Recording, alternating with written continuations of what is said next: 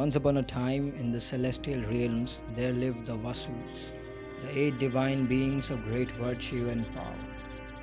They roamed the heavens and the earth, witnessing the wonders of the cosmos. One day, while on an earthly sojourn, they happened upon the hermitage of the revered sage Vasisht. There, in the serene surroundings, they saw Nandini, the divine cow, a creature of heavenly origin whose presence brought prosperity and joy. One of the Vasu's wives, captivated by Nandini's grace, desired the cow for herself. She pleaded with her husband to fulfill her wish. Despite his initial reluctance and the knowledge of the potential consequences, her persistence swayed him. Together with the other Vasus, they committed the unthinkable act of stealing the sacred cow. When sage Vasisht returned to find Nandini missing, his divine vision unveiled the truth.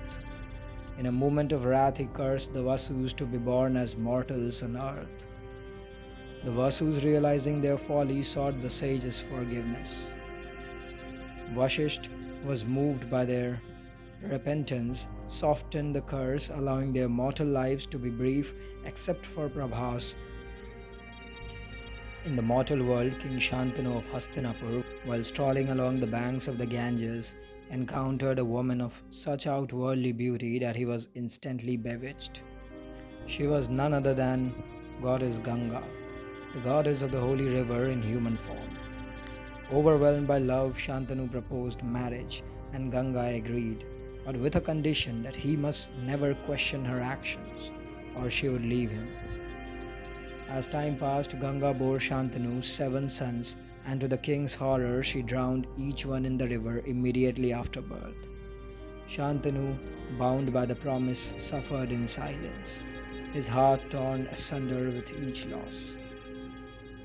After years of heartache and mystery, the story reaches its pivotal point. King Shantanu, having witnessed the drowning of his 7 sons, was consumed by grief and confusion.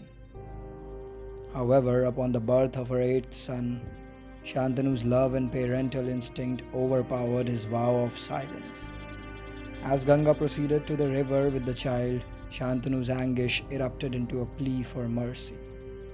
He said, "Stop, O divine lady. Why do you commit such acts that tear at the very fabric of a mother's love? Why must our son suffer such a fate?" Shantanu implored, his voice laced with desperation and sorrow. Ganga stopped in her tracks and turned to Shantanu, her eyes reflecting an ocean of emotions, and spoke to him that the time has come for the truth to be known. She said him that these children were not mere mortals but the Vasus, the celestial beings who were cursed by sage Vasisht for their transgression. They stole the sacred cow Nandini, and for this they were condemned to live as humans. She said him that she was the divine liberator, tasked with freeing them from their earthly bonds swiftly after birth. The eighth child, however, was different. He was Prabhas, the instigator of the theft, and his penance must therefore be longer. The eighth son was spared and named Devavrat, destined to become a legendary figure in the Mahabharata, known for his unwavering commitment to duty and his great sacrifice.